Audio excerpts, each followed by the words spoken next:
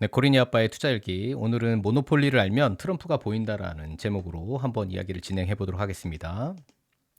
여러분들 혹시 모노폴리 해보셨나요? 네, 모노폴리는 이렇게 주사위를 굴려서 하는 게임이에요. 그래서 철저하게 운이 많이 작용을 합니다. 운이 없으면 모노폴리 이기기가 어려워요. 그래서 인생 성공의 팔알은 어쩌면 운 때문일지도 모르겠습니다. 예, 트럼프 대통령 작년에 2024년도 7월 13일 날 펜실베니아에서 이렇게 유세를 하다가 총을 이렇게 저격을 받을 뻔했죠. 근데 다행히 어떻습니까? 가까스로 살아나셨죠. 운이 정말 좋으신 분이에요.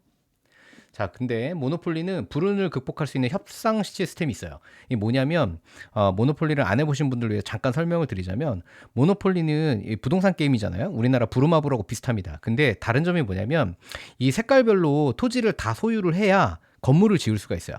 그렇기 때문에 내가 이걸 다 소유하려면 주사위를 걸려가지고 이걸 다 살 수밖에 없죠. 근데 그럴 확률이 대단히 낮기 때문에 다른 걸 잡고 있는 사람하고 이제 거래를 하게 됩니다. 내가 이거 빨간색 하나 줄 테니까 네가 뭐 노란색 두 개를 줘. 뭐 이런 식으로 하나를 가지고 두 개를 받을 수도 있고 그렇게 해서 다양한 협상 시스템이 존재를 해요. 그래서 그런 불운을 극복할 수 있는 협상 시스템을 연습을 시켜줍니다. 자, 그 다음에 모노폴리는 투자 결정에 따른 어떤 그런 유연성이 대단히 중요해요. 예를 들면 뭐 다른 사람이 이쪽으로 다가오려고 할 때 내가 이 건물을 어느 쪽으로 옮겨가지고 그 사람을 이렇게 걸리게 만든다든지 그런 전략들을 자꾸 바꿔줘야 돼요. 그렇기 때문에 그런 전략의 어떤 선택이나 유연성 이런 것도 배울 수가 있습니다.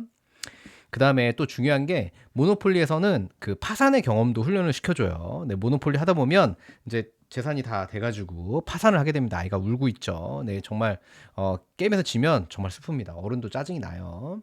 그 다음에 모노폴리에서는 시장 유동성의 중요성도 배웁니다. 무슨 얘기냐면 이렇게 한 바퀴 돌게 되면 뭐 20달러, 30달러씩 이렇게 월급을 정해서 받을 수가 있어요. 그러니까 만약에 월급을 내가 20달러로 정했냐, 30달러로 정했느냐에 따라서 이 게임이 오래 가느냐, 빨리 끝나느냐 이게 결정이 됩니다. 그래서 영악한 아빠들은 이 한 바퀴 돌 때 월급을 적게 정합니다. 그러면 파산자가 빨리 나와요. 그래서 게임이 빨리 끝나죠. 근데 모노폴리 이름이 독점 게임이잖아요. 그래서 모노폴리 게임 자체는 결국에는 한 사람의 독점한 상태로 끝나게 될 가능성이 대단히 높습니다. 네, 그래서 독점 게임이에요. 자본주의가 결국에는 누군가 위너 테이크스 올 모든 것을 다 가져간다는 것을 가르쳐 주는 그런 게임이에요. 근데 또 이런 것도 있죠. 게임에서 도저히 안 될 것 같을 때, 질 것 같을 때 판을 깨기도 합니다. 엎어버리죠. 못해! 뭐 그러면서. 네. 하지만 게임이 끝나면 모두 끝나면 감정의 회복 탄력성을 배웁니다. 네, 게임 하는 동안에는 정말 막 네, 가족이지만 서로 짜증 납니다. 네, 얼마나 서러운지 몰라요. 근데 끝나고 나면 이런 회복 탄력성을 배우게 되죠. 자, 그러면 이게 트럼프와 어떤 관련이 있을까요? 네, 모노폴리에서 배우는 교훈과 트럼프의 실제 전략과 한번 연결을 해보면 네, 트럼프 굉장히 운이 좋았어요. 근데 그런 운을 기회로 바꾸는 것도 바로 능력입니다. 네, 총격 사건에서 그 미디어를 그 탁 캐치해내는 그 타이밍 정말 전 세계에 잊을 수 없는 장면이 됐죠. 네. 그 타이밍은 트럼프만이 갖고 있는 그런 능력입니다. 그 다음에 불운을 극복하는 협상. 네, 트럼프는 하면 뭡니까? 네, 역시 협상이죠. 딜해야 돼요. 항상 딜해야 됩니다.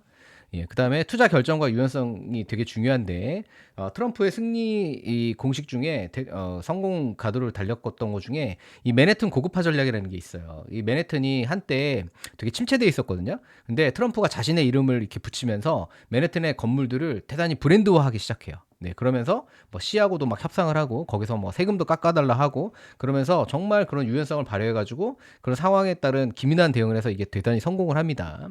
그 다음에 파산 훈련 이거 되게 중요합니다. 리스크 인내력인데 게임 하다가 파산을 해도 이 감정의 동요가 장난이 아닙니다. 애들 막 울다가 막 다시는 안 해 막 그럽니다. 그래서 저한테도 아이들하고 해봤을 때 막 아빠한테 막 화내고 난리가 아니에요. 근데 트럼프 어때요? 6번의 파산 경험. 네, 게임에서 그 파산을 해도 뭔가 그 기분이 안 좋고 막 그런데 감정의 동요가 되는데 실제로 6번을 파산한 겁니다. 저도 뭐 한두 번 정도의 파산 직전까지 갔었는데 이거 정말 극복하기 어렵습니다. 그렇기 때문에 네, 이런 파산 경험을 통해서 어떤 그걸 견뎌낼 수 있는 그런 힘, 어떤 재기하는 힘, 그러니까 대통령 됐다가 잘렸다가 다시 대통령으로 복귀를 했죠. 보통 능력이 아닙니다. 그 다음에 시장 유동성의 힘을 배우죠. 자본이 시장이 어떻게 넘쳤을 때 어떻게 흘러간다는 걸 감각적으로 배우게 돼요. 그래서 은행하고 협상도 하고 세금도 감면하고 이런 것들을 하는 탁월한 능력이 있죠. 그래서 요즘 계속 뭐라고 합니까? 연준에다가 금리 내리라고 압박하고 있죠. 그다음에 게임은 결국 승자 독식이라는 걸 너무 잘합니다. 그래서 트럼프는 어때요? 네, 결국 자본주의 규칙 위에 올라선 승자 플레이어입니다. 예, 그래서 미국을 다시 위대하게, 네, 전 세계의 승자로 독식하겠다라는 걸 외치고 있죠, 지금. 그 다음에 감정의 회복 탄력성이 대단히 중요한데 이 6번의 파산을 했을 때 대다수의 사람들은 어떻게 되겠습니까? 정신적으로 붕괴를 하겠죠. 근데 트럼프는 어때요? 술 담배도 안 하고 자기 관리가 철저한 사람입니다. 더군다나 언론이 얼마나 비난을 했습니까? 거의 뭐 감옥에 넣어야 된다고 했었죠. 그런데 그런 정치적 위기 속에서도 자기 멘탈을 딱 유지를 하면서 네, 잊지 않고 결국엔 복귀에 성공을 했습니다.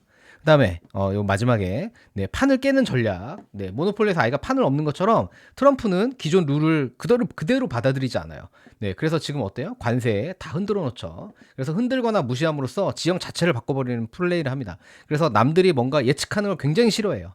네, 그래서 트럼프가 실제로 책에도 그런 식으로 자기가 써놨는데 자기는 예측당하는 사람이 되고 싶지 않다는 거예요. 예, 그게 자기의 생존 본능이랍니다. 누군가한테 예측을 당하면 자기 수가 읽히겠죠. 그래서 항상 트럼프는 남이 예측할 수 없는 룰을 깨는 어떤 그런 전략을 자주 사용을 합니다. 그래서 말도 안 되는 막 퍼센테이지들 얘기하죠. 200% 내라, 300% 내라. 그런 얘기 하죠. 자, 오늘 어떠셨나요? 네. 잘 들어주셔서 감사드리고, 다음 이 시간은 좀 더 도발적인 제목을 가지고 한번 다뤄보도록 하겠습니다. 딸아, 아들아, 너희는 꼭 빚내서 투자해라. 네. 좀 위험해 보이나요? 네. 그럼 다음 시간에 이 주제로 다시 한번 찾아뵙도록 하겠습니다. 경청해주셔서 감사드립니다.